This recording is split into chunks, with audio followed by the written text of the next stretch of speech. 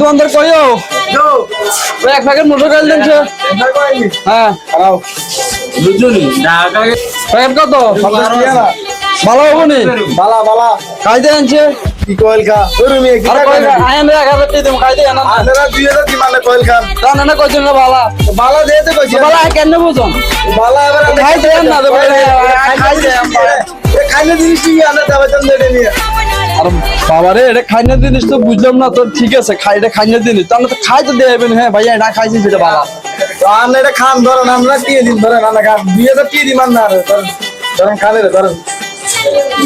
আগে দোকানদার নাই দোকানদার নালে কি দোকানদার না